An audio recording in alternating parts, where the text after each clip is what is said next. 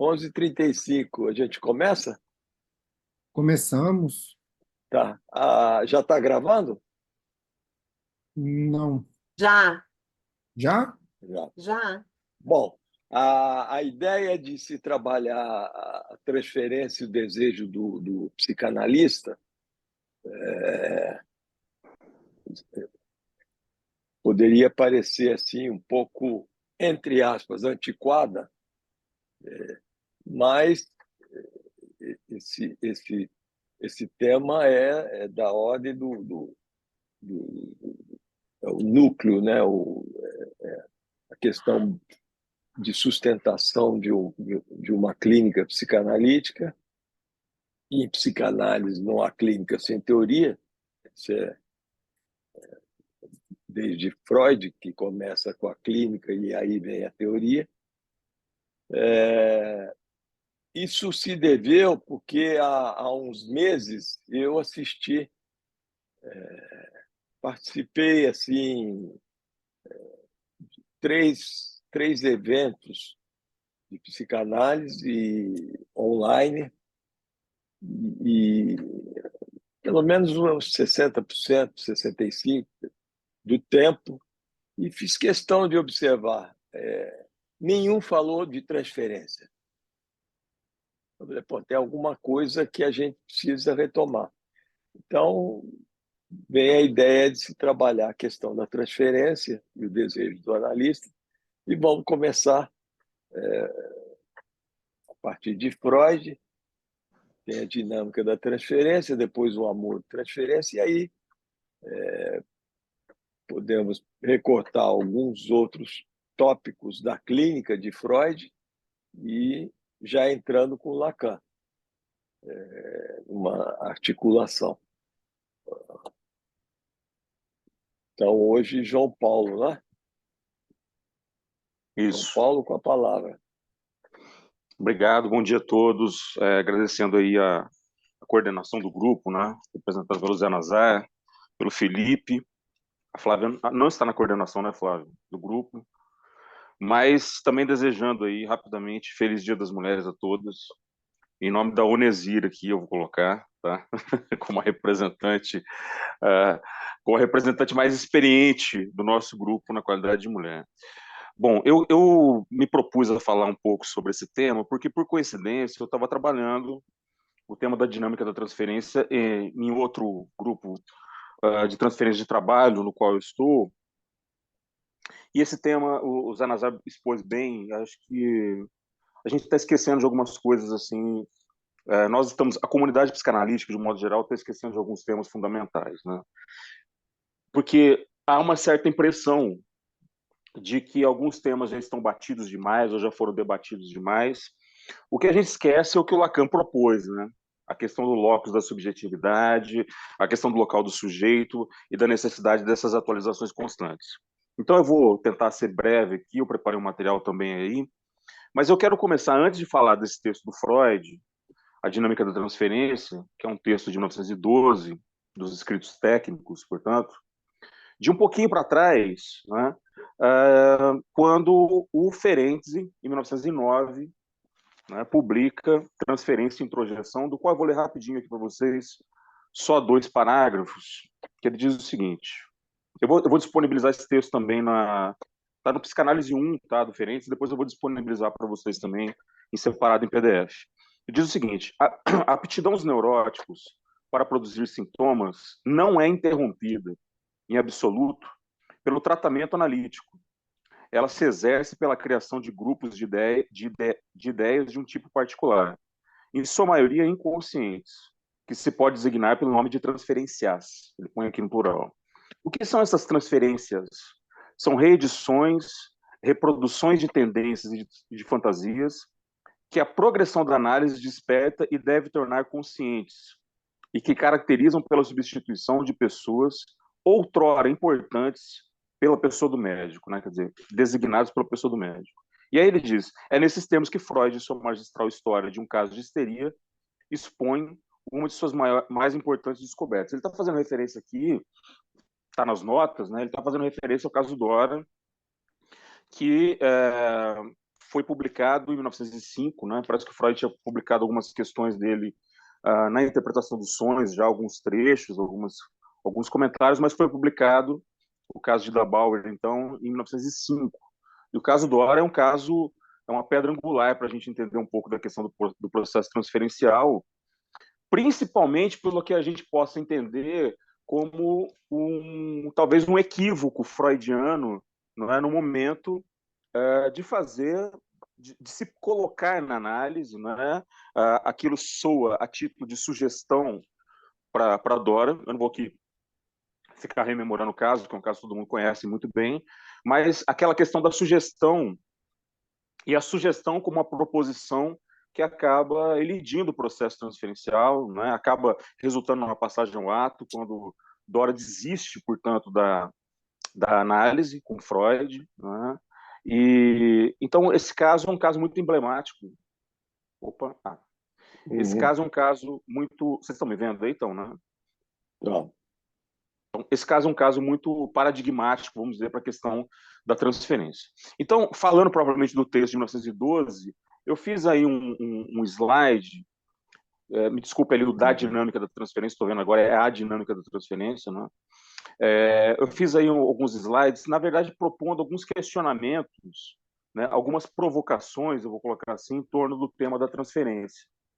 Tá? Eu coloquei aí uma ilustração dadaísta aí, né, a princípio, para mostrar justamente, para tentar justamente fazer uma espécie de localização imaginária, ou uma espécie, talvez, de uma construção pictórica com a questão do campo da transferência, porque, de antemão, acho que a gente pode colocar duas coisas. Três. O Freud trabalha nesse texto com a questão da economia libidinal de uma forma magistral, né? Onde ele vai tecendo construções que tem, então, como referência a questão que acaba, de certa forma, sendo didática também para separar libido de pulsão, né? Colocando a libido, portanto, no campo do amor, né? Entendido o amor aí, evidentemente, com todas as suas questões de ordem variável, né? Como Lacan expõe lá no seminário 1, depois das três paixões, né? Então, amor, o ódio, né? E a ignorância formando, então, esse caldo transferencial. Então, eu propus aí algumas questões. Então, a libido é o tema fundamental, e os dois temas que o Freud vai desenvolver com mais acuidade são a questão da transferência positiva e negativa e a questão da resistência à transferência. Então, começando aí, eu vou pegar aqui as minhas anotações, que vai ficar mais fácil de enxergar do que enxergar por aí. Eu estou no celular. Agora sim consegui. Estava difícil entrar. Então, bom dia, Tereza. Então, bom dia. Da gênese do mecanismo transferencial, deixa eu só pegar aqui, que acho que vai ficar difícil de enxergar aí o que eu estou fazendo. Peraí. Só um segundinho.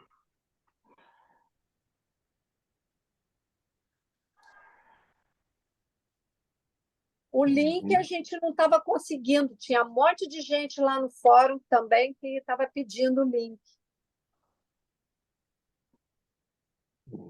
Eu coloquei o link lá. Então, agora que a gente conseguiu entrar. Ô, Tereza, porque tinha que se inscrever. Eu acho que o Alexandre estava mandando no privado para cada um. É. Novidades. Eu abri eu o link achei, no próprio grupo. Eu achei que eu já estava inscrita.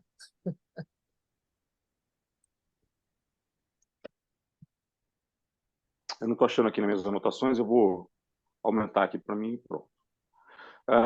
Primeiro ponto ali, então, que a transferência, esses são textos, são trechos, né, da dinâmica da transferência, que eu coloquei, então, separando mais ou menos por alguns eixos temáticos que me pareceram interessantes dentro da proposta que eu me coloquei aqui, né, que é uma proposta de instigação.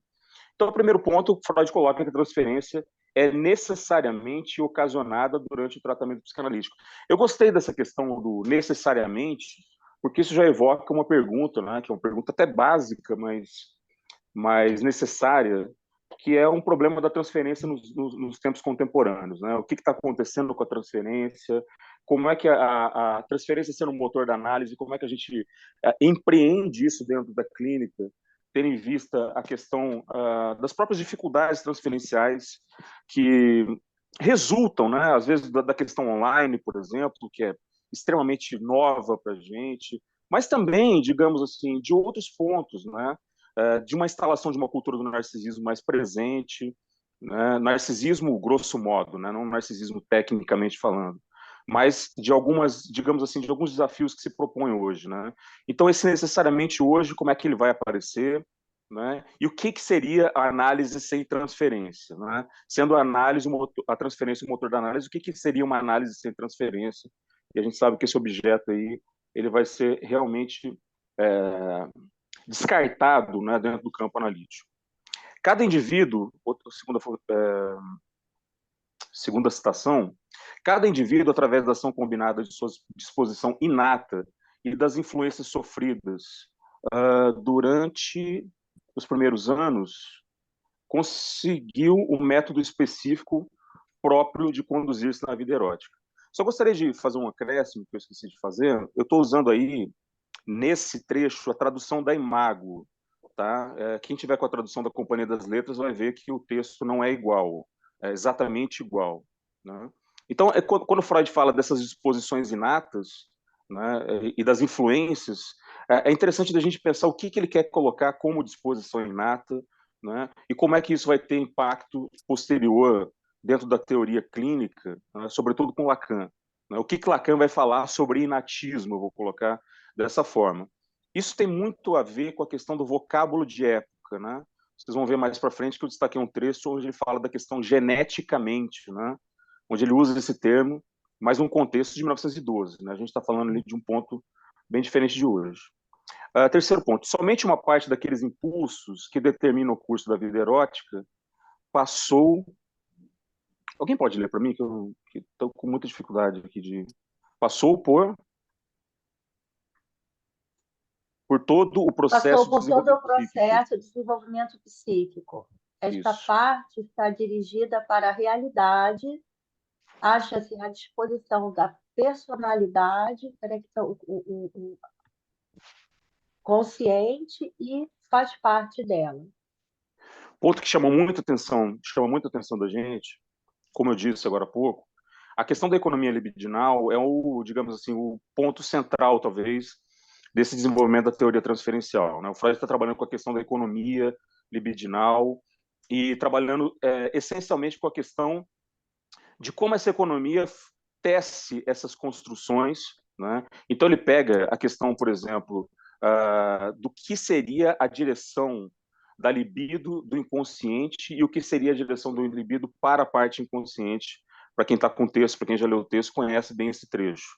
Né? E isso também é muito importante para que a gente entenda o momento, digamos, inicial da questão do próprio processo psicanalítico, no caso do Dora, por exemplo, que eu citei agora há pouco, né? Que a gente tem aquela questão do entrecruzamento das questões que Dora traz, né? Com o Sr. K, com o próprio pai e com a senhora K, também para entender um pouco de como isso vai ser destilado dentro do processo analítico, que nos auxilia também a evitar equívocos, né, no processo interpretativo e etc. E tal.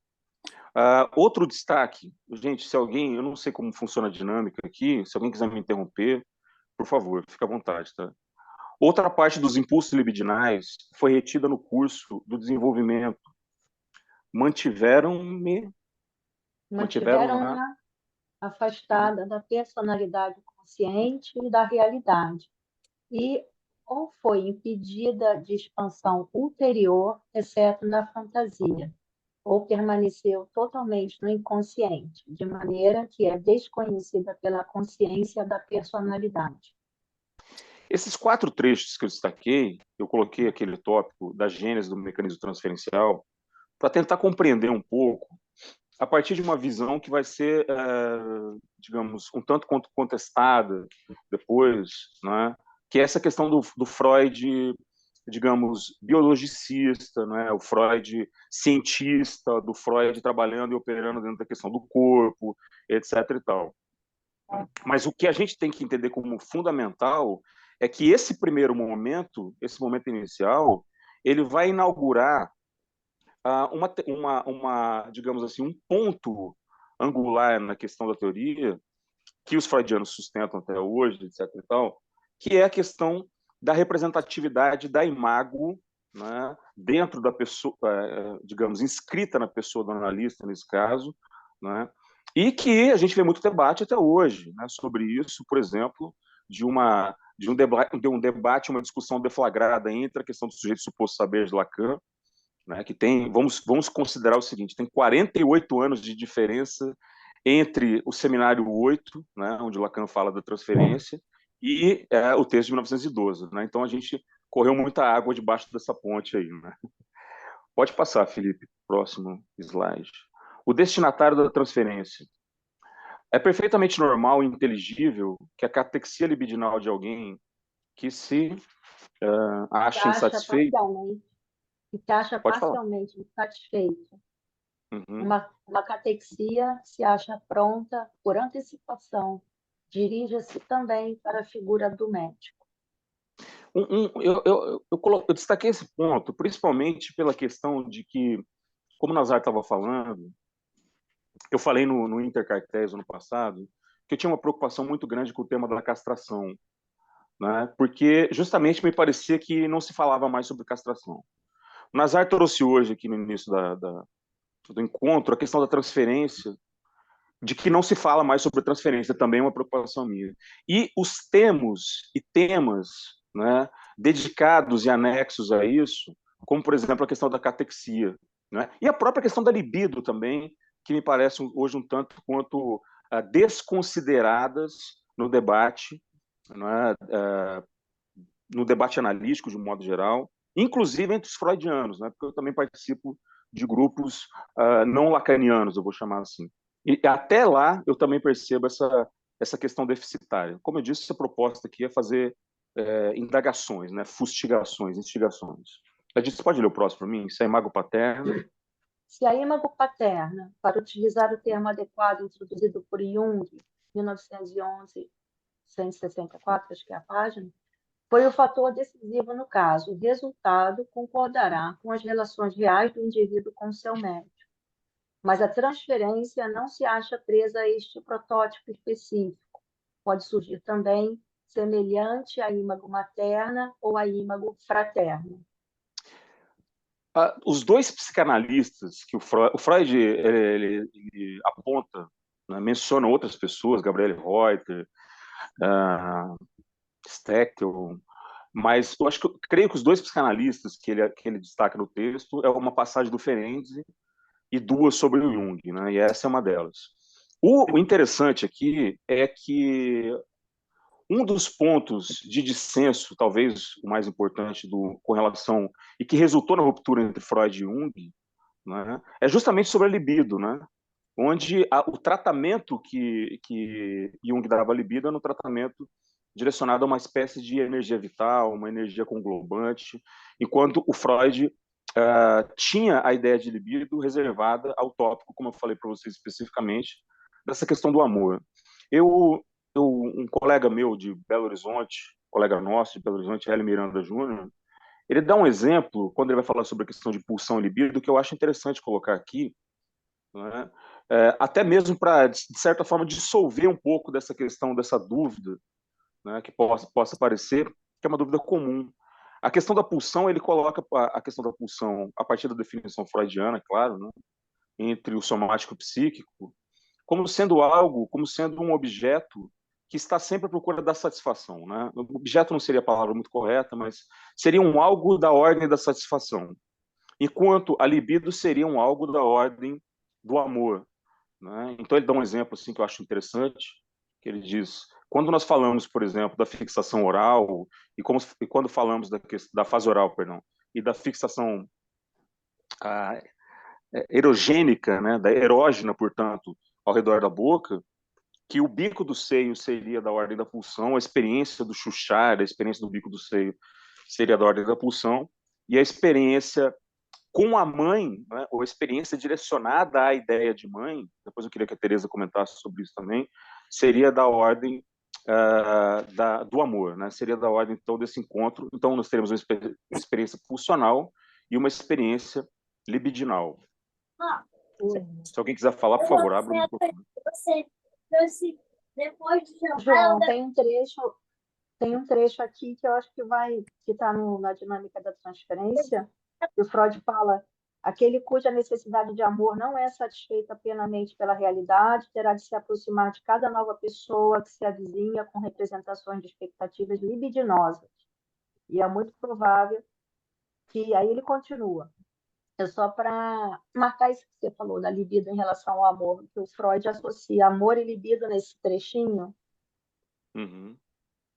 É interessante que a própria palavra lib, né, eu não sei se há algum tipo de coincidência, mas a própria palavra lib em alemão significa amor, né? Eu não sei se o Freud... Porque o termo libido, ele vinha já das ciências sexuais do século XIX, ele já vinha dos estudos da sexologia, talvez até antes, mas eu não tenho informações sobre isso.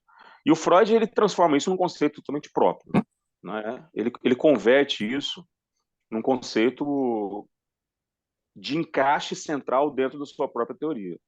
Tanto é que esse conceito vai acompanhar o trabalho até o final. E eu acho, Nadir, não tenho certeza, que esse trecho que você falou é do Observações sobre o Amor Transferencial, que é um texto de 1915, se eu não estou enganado. Eu sei que ele é um pouco depois... Está no sobre a dinâmica da transferência. João, queria fazer uma colocação. A tradução da Estou autêntica. ouvindo.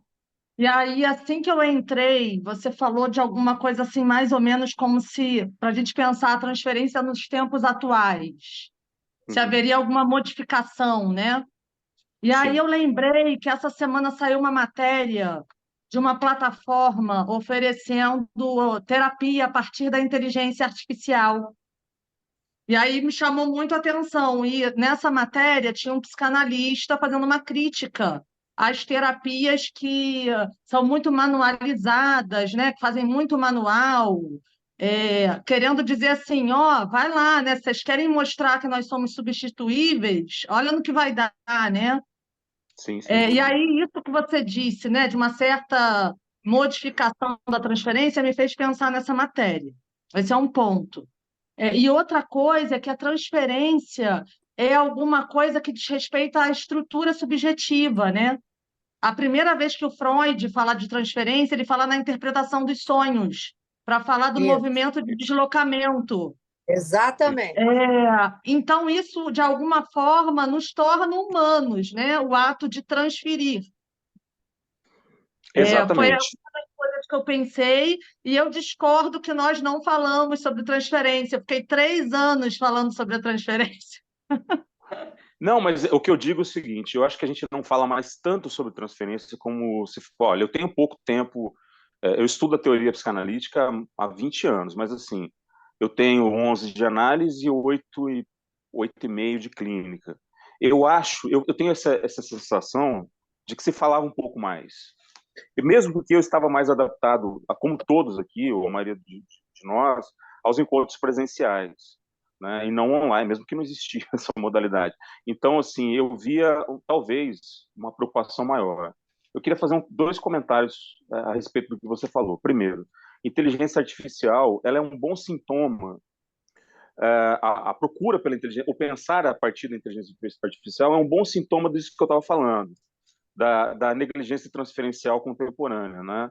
Negligência não é uma boa palavra, mas dessa ânsia por uma versão... Talvez a queda do sujeito suposto saber, né? Talvez seja isso que esteja vigorando nos tempos atuais. No sentido, assim, se a gente parar para pensar, né, as pessoas começarem a procurar uma máquina, né? Achar que o saber está lá, isso modifica tudo, né? A estrutura subjetiva, né? Mas não sei se eu acredito muito nisso. Não sei se eu acredito muito nisso. Acho que pode ser uma tentativa, mas se isso está em nós, né? Enfim. Eu me lembro quando a gente fez uma live, eu e você, no ano passado, do Real à Realidade, você lembra?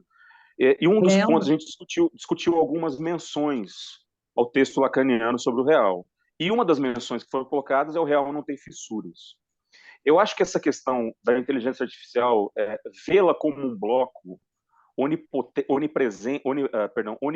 de onisciência, é justamente o que me parece, às vezes, que a transferência tende a se transformar se a gente não conversar mais sobre ela.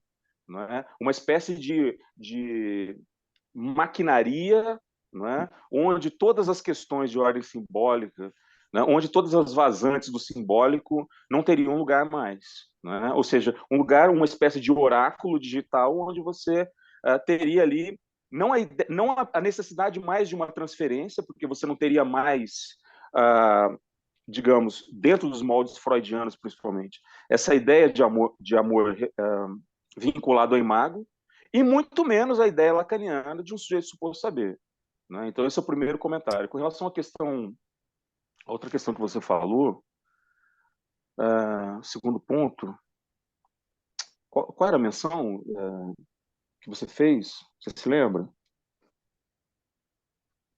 Não Depois sei, acho que foi isso. Eu falei da inteligência artificial, né? você fez um E outro que comentário você fala importante de também. transferência há 3 anos na escola, falou por Ah, 3 anos. eu acho que nós, analistas, a gente faz uso da transferência de uma maneira diferenciada, né? Isso está na estrutura subjetiva, mas a gente sabe que no setting analítico há uma disparidade, né? Só há um mesmo inconveniente ali. porque... Então, Desculpa. então é isso. Eu acho que é um assunto que a gente tem que continuar falando mesmo. Acho que você tem razão. Mas eu acho que de alguma forma a gente fala. Né? João, você convocou a Tereza a falar alguma coisa quando você falava antes das anotações anteriores, alguma coisa Sobre a Da pulsão questão da libido, Pulsão e libido. com a mãe. Isso. era isso. Pulsão e Isso. libido. Era isso. Isso. Mas o que é exatamente que você está me pedindo para discorrer? Não, Sobre o quê? essa diferenciação que eu fiz, que, como eu disse, foi feita por um colega, quando ele coloca a questão da pulsão, da ordem da satisfação, quando ele coloca a questão da libido, da ordem do amor. Mas o exemplo que ele usa é que eu queria que você fizesse um comentário, se fosse possível. Pois é. Quando ele Pois usa o é, exemplo então. da amamentação, o que você pensa sobre isso? Então, eu penso que a libido parte do campo do outro. Se esse outro a gente vai chamar de mãe, é uma questão. Ok, pode ser mãe, mas é aquele que se ocupa. Não é só da nutrição, mas é do Sim. investimento amoroso. Então, Sim. eu entendo que o termo libido que está em Freud, eu acho ele bastante eficaz para nos mostrar o de que se trata, porque é esse investimento libidinal, amoroso, que permite a constituição de um circuito pulsional. Que é interessante que você está colocando, essa diferença entre pulsão e libido. Na então você está verdade, colocando... as coisas... Não, perdão. Não, você Não, está eu colocando então, a dizer... questão da libido como pretérita, então, portanto, a questão pulsional. É isso que você está falando? Exatamente. Ela que inaugura o circuito. Exatamente. Então, o que possibilita ou não a constituição do circuito pulsional é esse investimento que vem de um campo outro, vamos colocar assim, que permite ao bebê, ao infans, esse que ainda não fala, se enganchar neste lugar. Porque o que interessa aí são dois lugares distintos que se constituem numa articulação, né? Então, Perfeito. O circuito pulsional, na verdade, a pulsão, vamos lá, a pulsão enquanto tal, ela parte do campo do outro, lambe o lugar do ínfas e inscreve esse ínfas no campo deste outro, né? Certo. Então, você fazer essa distinção tão, digamos assim, didática entre pulsão e libido, eu considero um pouco arriscado. Porque há uma interdependência dessas coisas. O termo que Lacan usa, que ele vai privilegiar, é o termo pulsão. Ele não usa muito o termo libido, ele usa o termo libido quando ele está se referindo ao termo freudiano.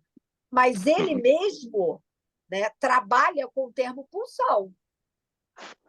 Exatamente. Tereza, Inclusive, ô João, pode falar.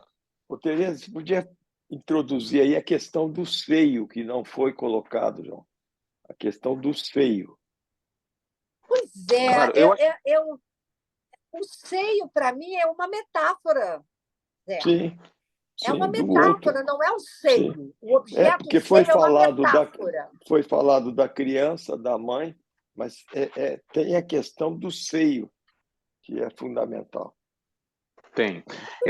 Só comentar uma coisa, a Tereza falou da questão da pulsão, e eu me lembrei aqui, é interessante isso, o slide que abre, o slide que eu fiz ali de abertura, é um slide em que eu coloquei uma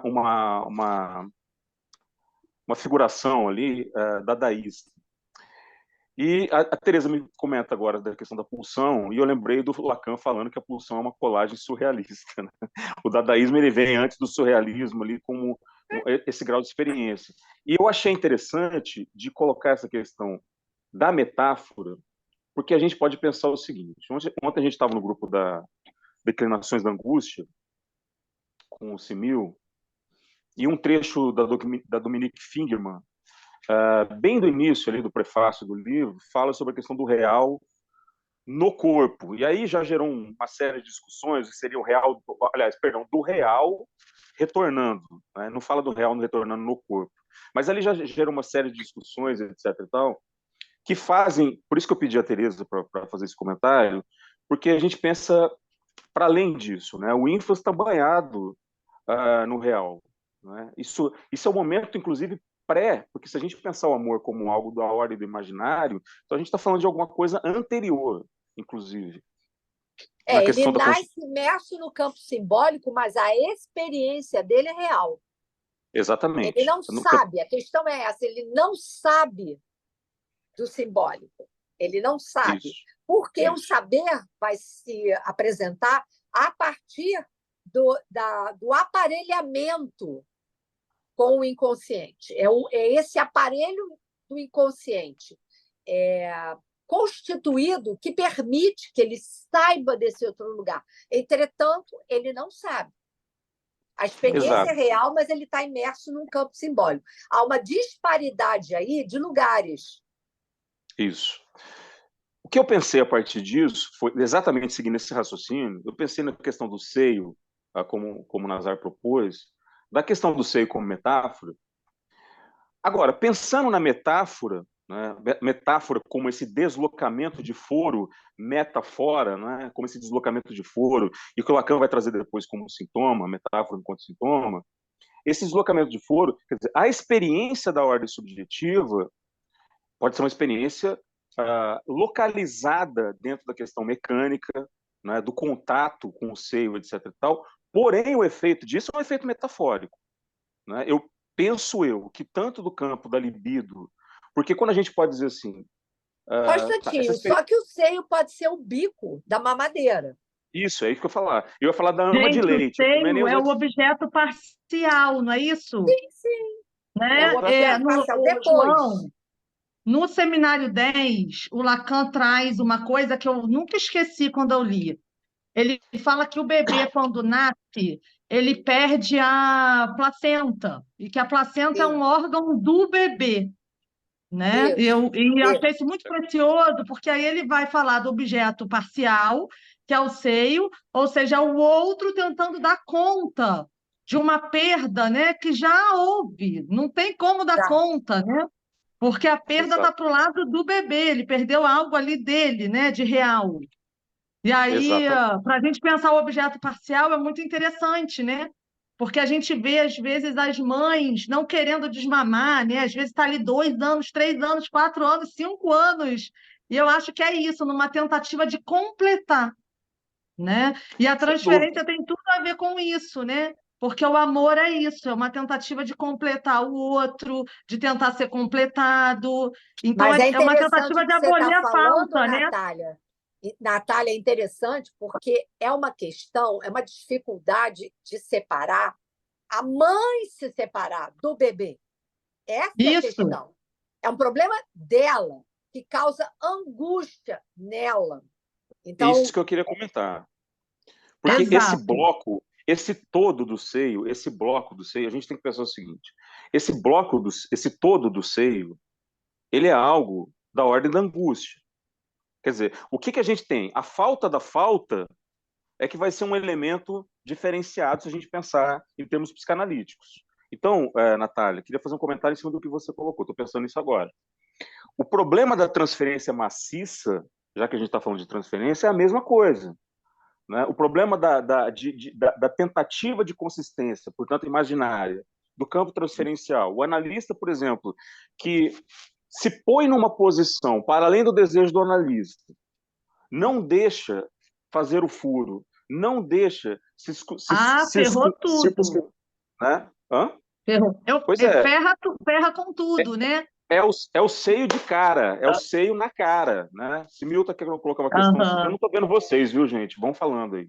Ô, João, ano passado eu levei uma provocação no meu grupo de trabalho, dizendo que o analista ele não pode ser monogâmico, né? Ele não pode casar com o paciente. Ele tem que ser alguém que tem que se deixar cair num determinado tempo.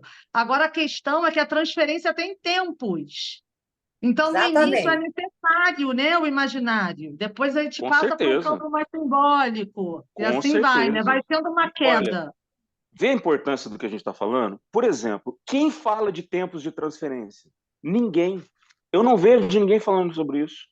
Ninguém fala de tempo. E esse é um tema, eu trabalho nos meus grupos em separado, eu falo, gente, transferência tem tempos, vocês entendem? Exatamente. O pessoal pega uma E vida às e vezes vai o embora. analisando despacha o analista E cedo o, demais.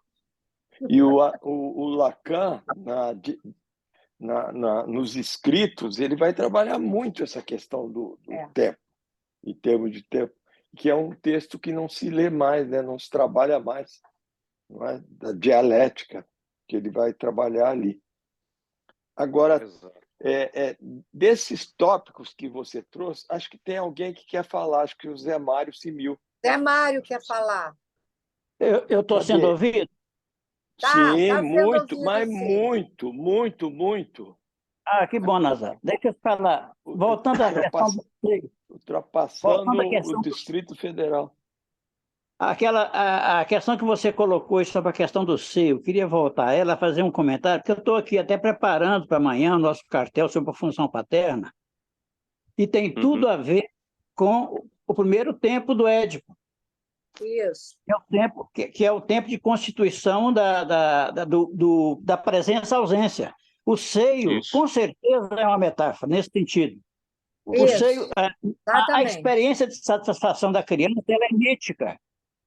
Quando se entra no campo da linguagem, nós já estamos no campo da metáfora. Exato. Então, presença-ausência, é a primeira simbolização da criança. Presença fora da. Vocês estão lembrando disso. Quer dizer, o seio aí entra como um significante, digamos, né? Exatamente. Então, é só para pontuar isso da questão simbólica, que já está estabelecida. A primeira simbolização da criança, que é a presença-ausência, que a constitui como humano. Exato. Porque entra no campo da fala e da linguagem. É isso que eu queria pontuar aí. Muito bem colocado. Como é que é a passagem de Lacan no Seminário 11 de Tiresias, e que Lacan cita... Seminário 7 ou Seminário 7? 11, Seminário 11, que não me lembro. O analista tem que ter mamas, né, tetas. Isso. Mas eu não me lembro como é que é essa citação, não, Zé. Eu também não lembro. Semil, só um comentário acerca do seu comentário. Ontem a gente estava inaugurando o grupo de trabalho e eu fiz um comentário antes da gente começar que esse grupo nasceu de uma angústia nossa em comum, né? Minha e sua, quando a gente conversou no final do ano passado para fundar esse grupo. E eu acho que, assim, uma das coisas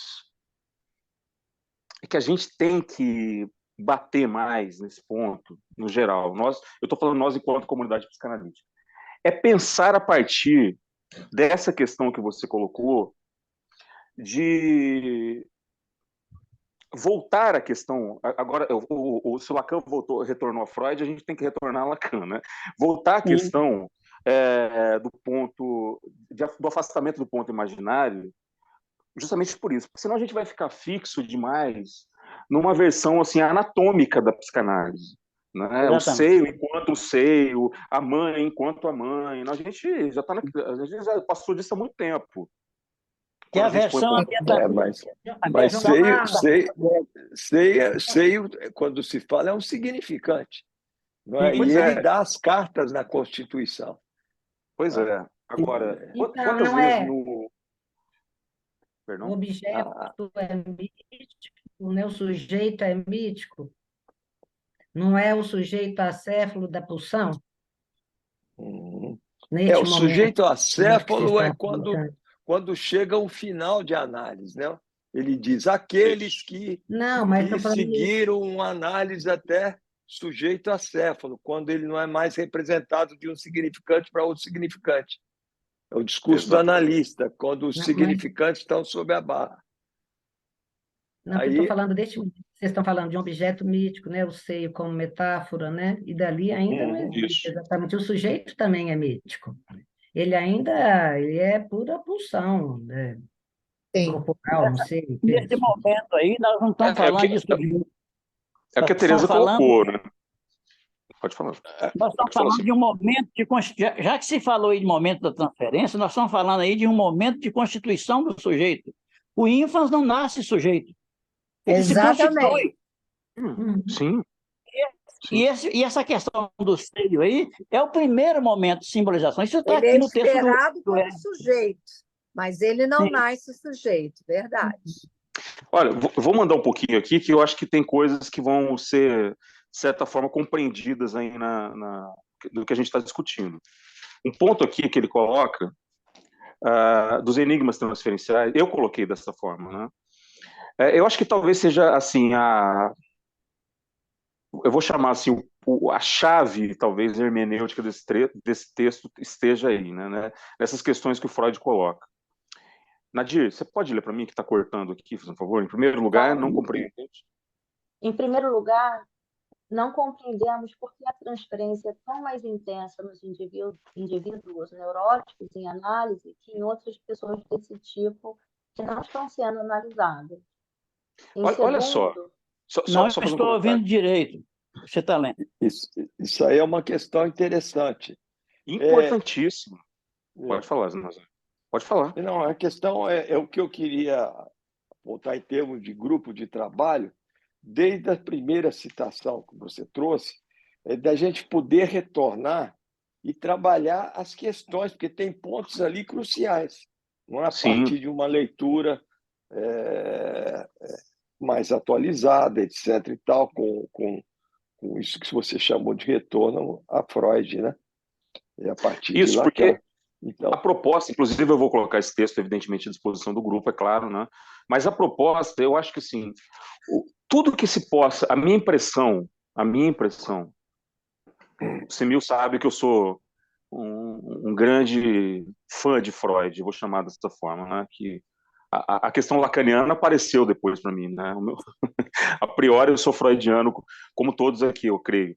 Mas assim, o ponto é que esse texto, a impressão que eu tenho é que todas as questões, digamos, urgenciais, todas as questões de proeminência dentro do tema transferência, até hoje, quer dizer, são 112 anos desse texto, elas estão nesse texto.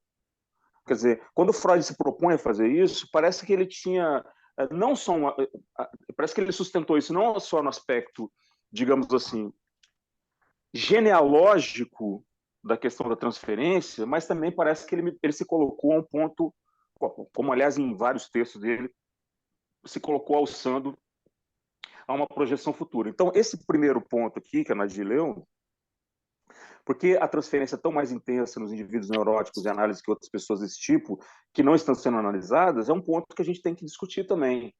Né? O que a análise, a transferência como algo não exclusivo da análise, sequer algo exclusivo, né, das versões ou das matizes psicoterapêuticas, mas a transferência como um fenômeno da ordem do universal. Né? Isso aí vários autores colocam, o próprio Freud coloca isso, né, e autores mais contemporâneos também.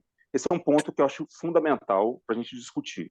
Né? Para sair daquela coisa, por exemplo, por que é importante, na minha opinião? Para sair daquela coisa, da gente pensar, de confundir declínio da função paterna, declínio da figura paterna, confundida, um argumento que não compreende, digamos assim, a gramática do pai em psicanálise lacaniana, do pai simbólico, do pai real, do pai imaginário, né? Confundir isso e tratar das questões edípicas, por exemplo, a partir dessa suposta, que é confundir a questão do declínio da figura patriarcal com o declínio da imago parental, né? Que eu acho que é um ponto fundamental. Então, isso está muito atual aqui. Em segundo, permanece sendo um enigma a razão porque, na análise, a transferência surge como resistência mais poderosa ao tratamento, enquanto que fora dela deve ser encarada como veículo de cura e condição de sucesso. Isso aqui é um enigma dentro do enigma, né? Como é que ele coloca isso?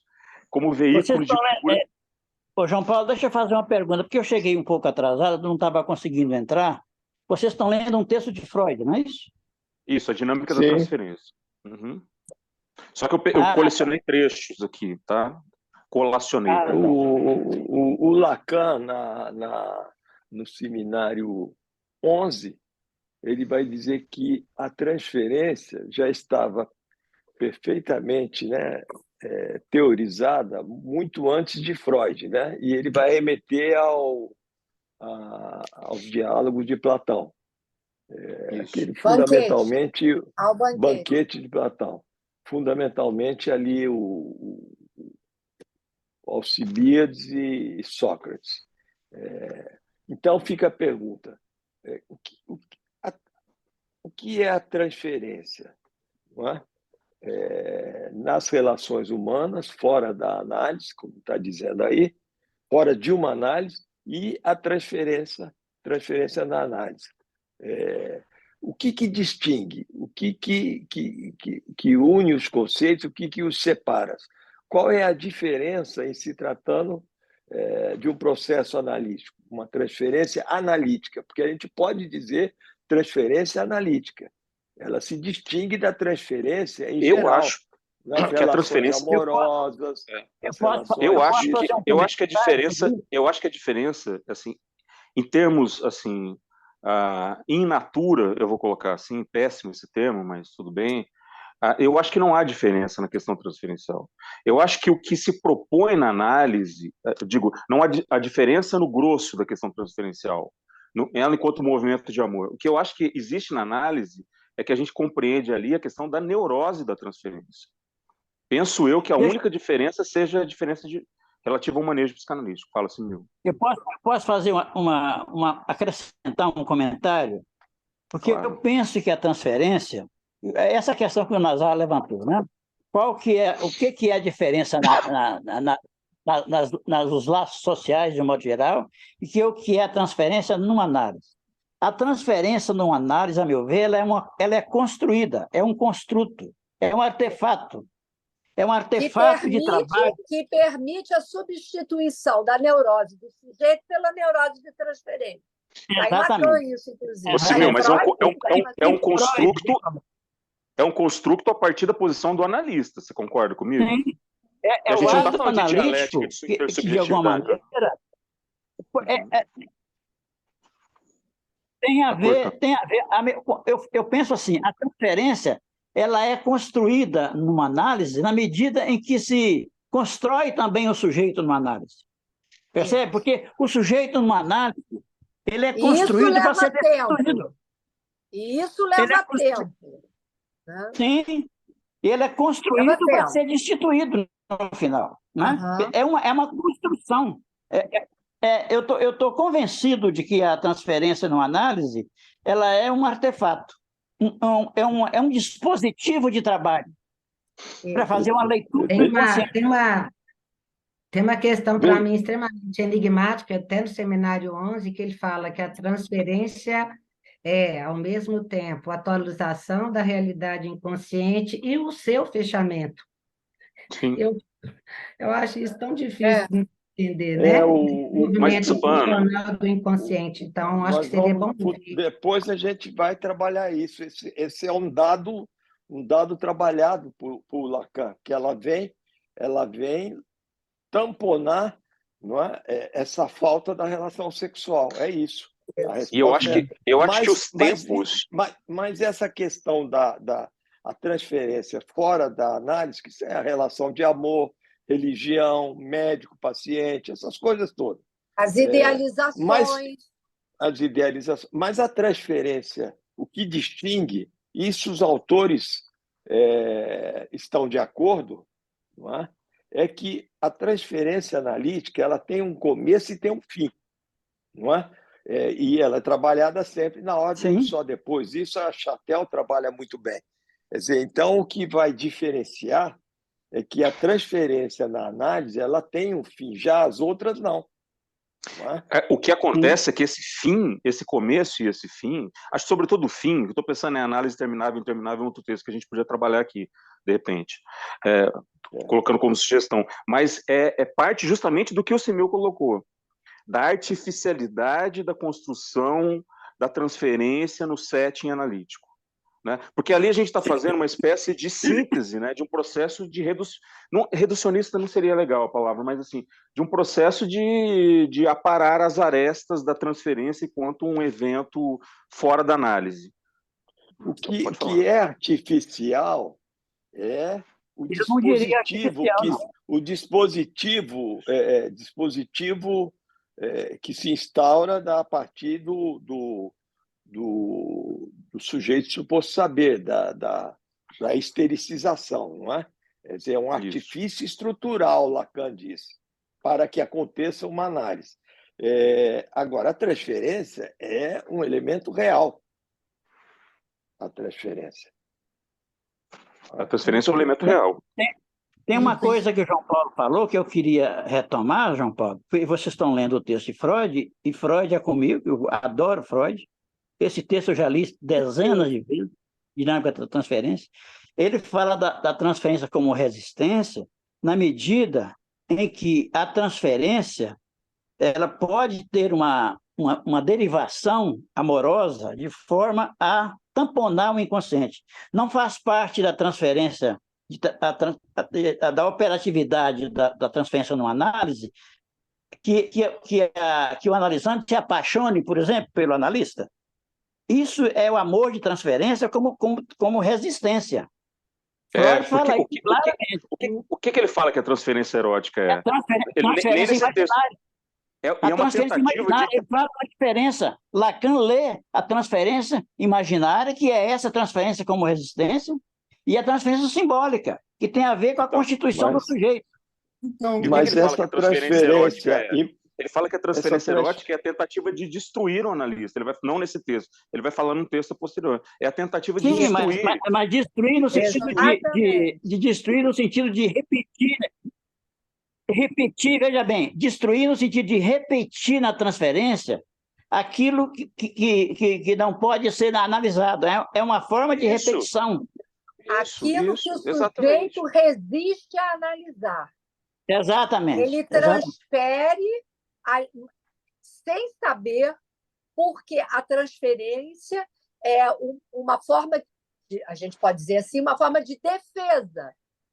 Exatamente. O que pode contra vir a ser elaborado. É uma resistência. Mas se nós pegarmos o algoritmo da transferência dos dois andares, ali, o superior e o inferior, a partir de uma relação mebiana, nós vamos verificar que o amor de transferência é a condição para que emerjam significantes inconscientes, para que haja análise. É verdade. Não há análise sem o amor de transferência. Desde que não seja levado a sério, né, Nazar? Não, desde que o analista não se ache o objeto. Esse é o engodo, né? Esse é o engodo. É aceitar mais ou menos o lugar, mas é sabendo que não é para estar. O analista está emprestando o corpo, né, Ana? O analista está ali emprestando o corpo, né? Meu filho, é o corpo, é o pinico, eu estou falando com a minha analista, falando, nossa, já estou aqui, deixa eu ouvir da privada, mas vamos lá. Mas, enfim, Esse também é esse aceitar este lugar, mas totalmente prevenido. É da ordem de uma atuação mesmo, né? Porque também se você não aceita e recusa, então Não, também não vai o acontecer. analista tem que fazer semblant, o famoso semblant de Lacan, né? Tem. É um Ele tem que, artifício. ele tem Eu que tenho um acolher artigo esse amor. ótimo do Millet, que é o logro, acho que é de Millet mesmo, o logro da transferência. Eu adorei o logro, porque logro pode ser logro, lógico, de uma mentira, de um jogo, mas o logro de lograr sucesso. É um Sim. jogo, não tem inocente ali. Não é Esse é já que um o analisando também sabe que é um jogo, mas ele entra. Isso é usado por Lacan, né, como até título, né, um dos títulos sobre sujeitos por saber. Agora, ô João Paulo, vamos trabalhar com tranquilidade, pegar as primeiras frases que você recortou, que tem coisas interessantíssimas ali. O Felipe queria falar alguma coisa. Fala, Felipe, desculpa, Felipe. O meu áudio está demorando a entrar, mas foi. Eu fiquei pensando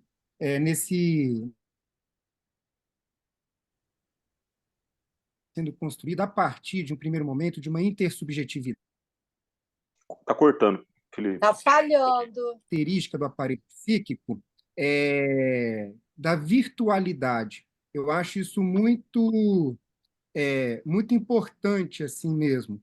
O empuxo que o aparelho psíquico tem à virtualidade, ao virtual, né? Desde a descrição dele.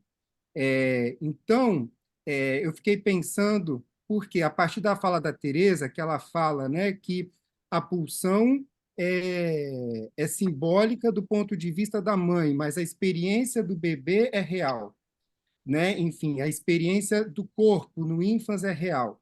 E aí, numa série recente que eu estava vendo, uma personagem que estava vivendo um avatar em realidade virtual, aí o outro personagem pergunta para ela o porquê se aquilo não era real.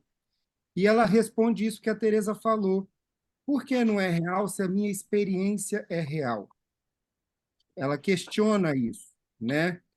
Por quem disse que isso não é real? A minha experiência é real. E a gente está falando de uma pessoa já adulta, né? Enfim, nessa atualização. Ela não sabe que a experiência dela é real, simbólica e imaginária. Ela fala isso ali, e aí eu fiquei pensando nesse aplicativo, e como diferença, a enunciação. Como que é o retorno desse terapeuta IA, digamos assim, né?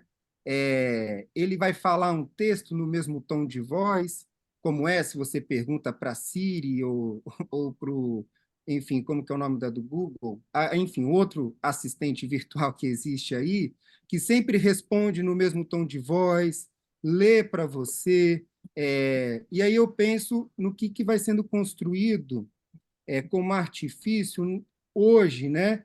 Primeiro desse empuxo à virtualidade, que talvez faça uma pessoa se identificar ali mesmo, num primeiro momento, da construção desse artifício, para justamente, se esse artifício vai ter alguma função de transferência, na hora que a virtualidade cai. Na hora que essa dimensão cai. Eu não sei, gente. Eu fico muito incomodado com essa leitura, que é uma realidade. Eu vou relatar rapidamente para vocês uma situação clínica de um sujeito que eu atendo virtualmente. Ele mora lá no Canadá, mas o virtual aí não tem importância. Ele é músico, ele é um artista. Ele, inclusive, mandou umas músicas que ele produziu. É um artista. Aí ele disse para mim uma coisa que me assustou. Ele disse assim: a inteligência artificial hoje faz músicas que competem com as minhas. E eu pensei, mas aí eu pensei assim, pô, mas e onde é que entra o sujeito aí? Quer dizer que essa coisa da inteligência artificial é uma forma de elisão do sujeito, é uma forma de paraclusão do sujeito. Agora, quando ele fala, o que eu ouvi foi o seguinte, quando você mencionou isso, o que ele fala, eu acho que a gente pode se concentrar na questão, a gente não vai fazer aqui uma sessão conjunta de supervisão, mas é a questão do competir com. Porque, assim, o que o Felipe trouxe da virtualidade, eu achei fundamental a gente pensar nisso, porque, assim, o virtual, ele vai sempre ofertar a posição fálica para o sujeito que eu procuro. No caso, vamos supor, se houvesse essa possibilidade, um dia haverá, né, de uma análise feita por inteligência, análise e não psicanálise, né, qualquer outra coisa lá, sei lá o nome. Agora, Já, gente, já é tem. justamente isso. Já tem? Então, pronto. Já, Só o que faltava. estou falando que eu li uma matéria sobre isso. Mas eu Já entendi tem. que era alguma coisa especulativa, eu não sabia que já estava na Não, ordem. já existe, já Já existe. está acontecendo. E assim, gente, eu então acho tchau que pra tem vocês. um ponto interessante Esse é para o a gente assunto pensar. do trabalho que eu vou escrever para Montevidéu. Legal. Porque, assim, Falar tem um sobre isso. circuito ali a análise, né? Tem um circuito. O analista remete o sujeito para o inconsciente. Então, Sim. nesse circuito, de alguma maneira, já tem uma quedinha do sujeito suposto saber. Quando o analista diz, né, implicitamente para o paciente que ele que sabe, né? Que Então, isso é isso vem que do eu ia falar. inconsciente dele. A A inteligência artificial máquina vai... não vai fazer isso, né? A A inteligência máquina não vai fazer artificial... isso. Eu acredito que a máquina vai dizer assim, eu sei de tudo, sempre.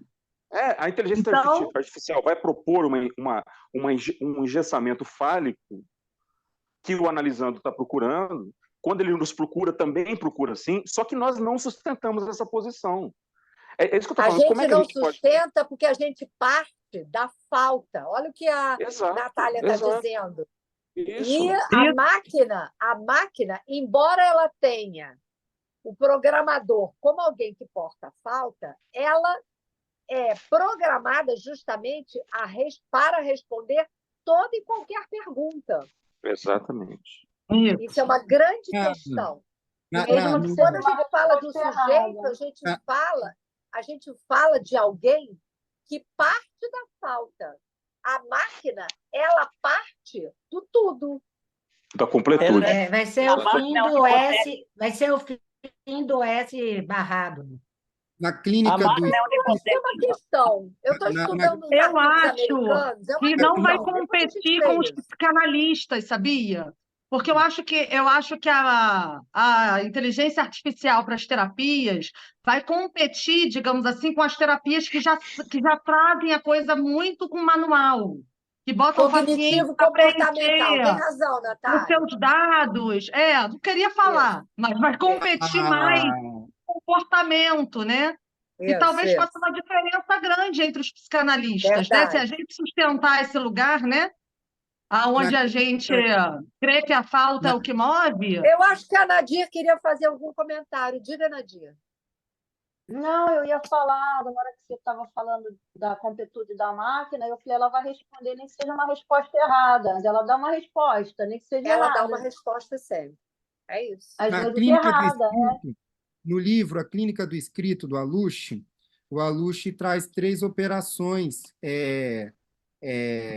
de tradução, interpretação e transliteração. Transliteração, isso. Tradução, transcrição e transliteração. Isso. Traz ainda a interpretação, também comenta, e que eu penso que a IA é capaz de fazer interpretação, mas traz mais uma, que é a decifração.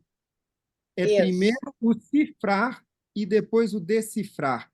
Isso a IA ainda não é capaz. Eu acho que isso é algo que talvez possa ser de interesse dos psicanalistas.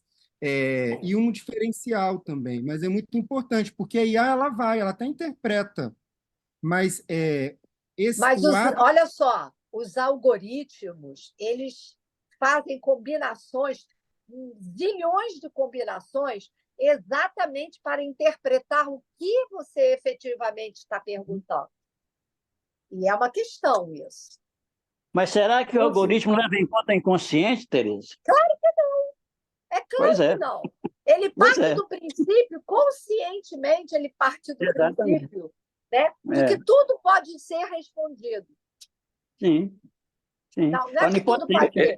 Ele parte de uma respondido. A Nadir tem razão, nada fica sem resposta. Em relação a isso, Simil, às vezes eu me pergunto, porque quando a gente fala de IA, a gente está falando nessa hipótese, mas, de fato, o algoritmo ele retorna algo, e não só numa relação, aí estou falando de transferência, estou falando do seu próprio celular, estou falando nas informações que você consome, que o algoritmo ele está mais consciente do que você. Isso eu penso. Consciente, sim. Para onde você está inconscientemente se dirigindo. Por isso que você ele devolve. Coloca uma programação de alguma... Programação não. Coloca algum link, algum vídeo de alguma coisa, e ele depois fica te bombardeando com coisas relacionadas àquilo que ele sacou. Eu diria para o algoritmo sabe quem é Descartes, mas ele não sabe quem é Lacan, né? Porque assim, quando a gente fala de subversão do sujeito, fala assim, o registro do olhar. O pessoal fala. Peraí, só completar aqui. Por exemplo, o pessoal fala muito da questão das câmeras e o registro do olhar, onde o registro do olhar está apontando. Olhar no sentido óptico do termo, mecânico óptico do termo. Ué, ok. Isso vai ser considerado como uma espécie do quê? De tradução possível das questões que não estão sendo explicitadas ali? Né? Felipe, qual é o nome? É o Clínica do Escrito, né, do Aluche, né? Eu tenho, mas eu não... Clínica do Escrito, é maravilhoso esse livro, maravilhoso. É letra por letra, né? Letra por letra. Em francês é letra por letra. E traduzido em letra a letra, letra a letra ou a Clínica do Escrito, que quando fez a segunda edição, o Nazar mudou o nome. Exatamente. Com autorização do autor, né? Mas eu estava querendo dizer sobre essa questão da inteligência artificial que jamais ela vai substituir o saber textual que nos habita, que tem a ver com essa questão do inconsciente, né? que é justamente a questão do real de Lacan. Aguarde meu texto. Eu estou começando eu estou preparando um texto, ainda não comecei efetivamente a preparar o texto, eu estou lendo os artigos para o evento de Montevidéu, que é exatamente sobre a era digital. Sim. E eu vou escrever sobre inteligência artificial e toda a questão da digitalização de tudo, né? Porque hoje, na Suécia, na década de 80, eles tinham colocado tudo que era livro, tudo pela internet. Tudo no espaço digital. E aí, o que começou a acontecer? De 1980 para cá, eles verificaram um empobrecimento de vocabulário, uma perda cognitiva importante, uma série de sintomas, né? Então, hoje, eles estão propondo a coisa híbrida. Né? E aí entra, assim, eu não vou entrar nos detalhes, mas entra a questão da transferência também. Porque o livro ele é físico, ele é presente ali para o sujeito. Justamente ele não é virtual.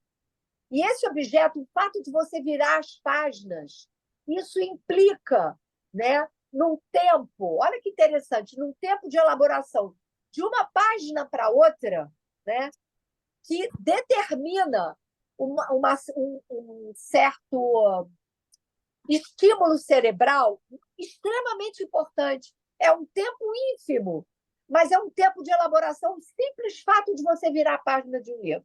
Então, essas questões muito delicadas, sensíveis, né, que dizem respeito à educação hoje, tanto que o governador de São Paulo queria... Ele chegou a colocar, né, a partir da nona série.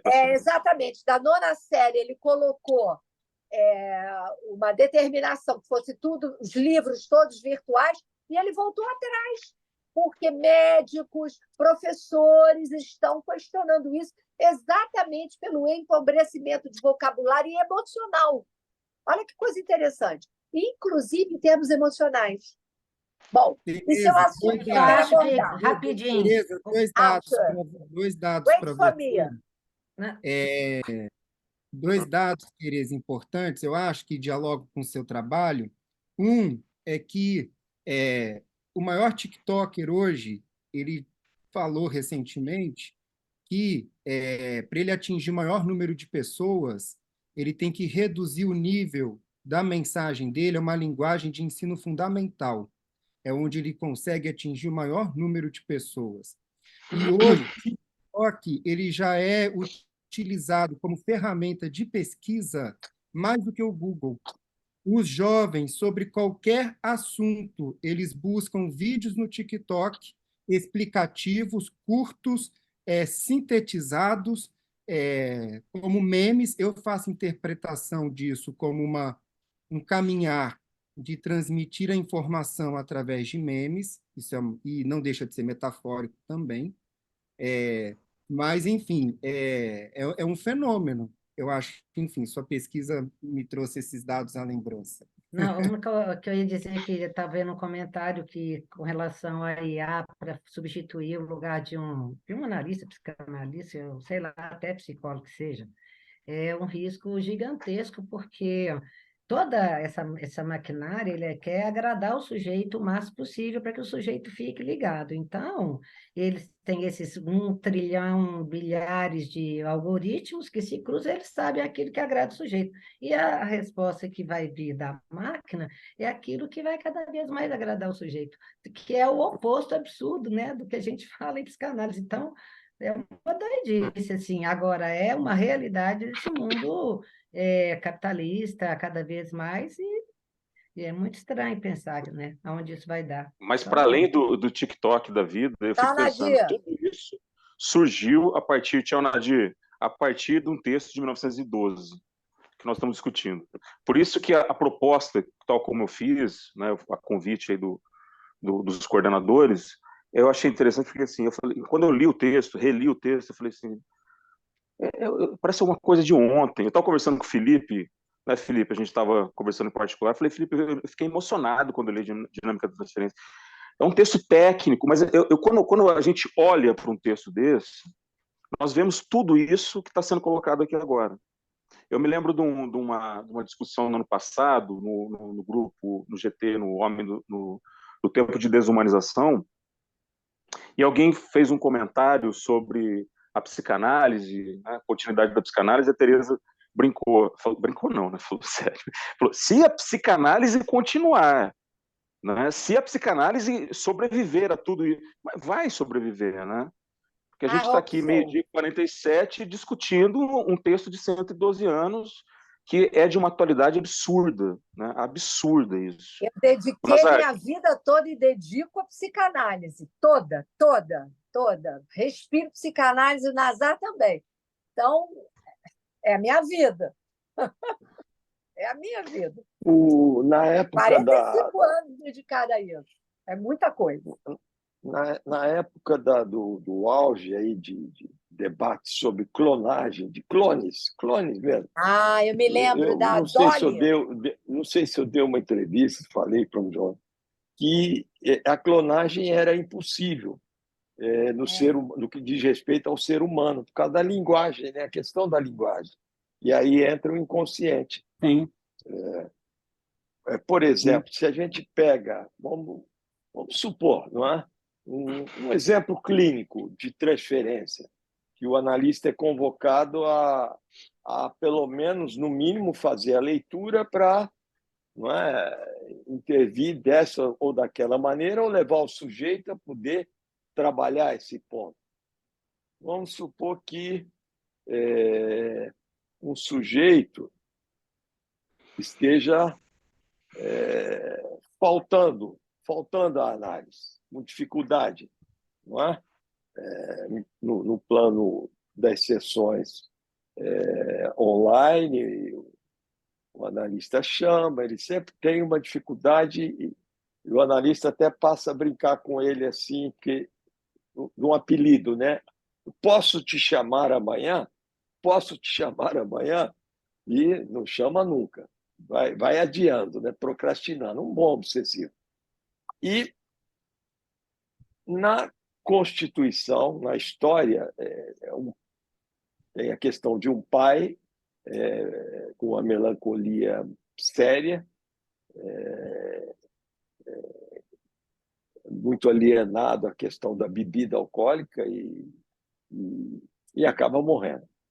Bom, esse sujeito trabalha, se casa, tem filho, mas no trabalho ele é sempre suplantado e alienado por uma mulher, por exemplo, que ele não ocupa o lugar e ela e ele se irrita muito, se queixa muito da mulher. E dentro de casa, ele traz uma situação seguinte: a dificuldade dele de entrar, de comparecer como pai, não é? Ou pelo menos no triângulo, né? A relação mãe, filho e pai. A mãe viaja e ele fica com o filho todo para ele, sob a responsabilidade dele, brinca, conversa, dá beijo, o filho brinca. Quando a mãe retorna, o filho já não aceita mais que ele beije o rosto. Ele tem 1 ano e meio, não aceita mais.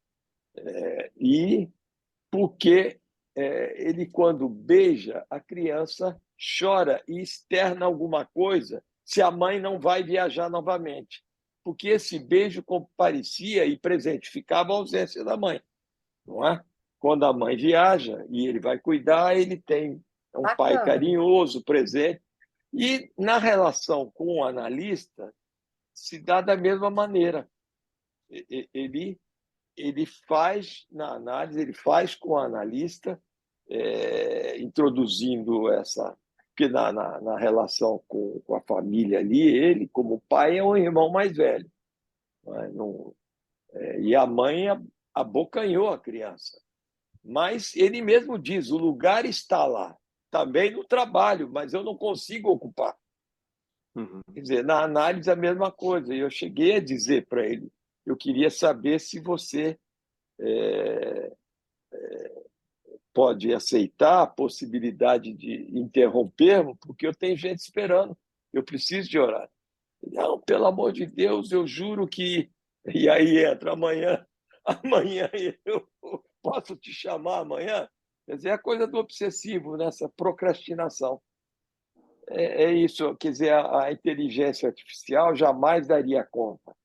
Não é? Mas a inteligência artificial não dá conta dos afetos enigmáticos. Ela decodifica tristeza, a paixão, esses afetos que podem ser que podem se apoiar em objetos, né? XYZ, ok. Mas os afetos enigmáticos, a inteligência artificial não tem como dar conta, porque são da ordem realmente do inconsciente. Então... E eu diria, Thaís, acrescentando, a inteligência artificial não dá conta da angústia, já que nós estamos trabalhando... Não dá tem conta como, da né? tristeza, do sujeito estar triste, o sujeito estar feliz. A máquina não se angustia, nem faz angustiar, porque as pontuações dela são do saber referencial. Eu sempre insisto nisso. É uma coisa programada, né? As respostas são previstas no programa. Vamos encerrar por aqui? Azar, deixa eu só... Eu vou ter que sair, vocês continuam.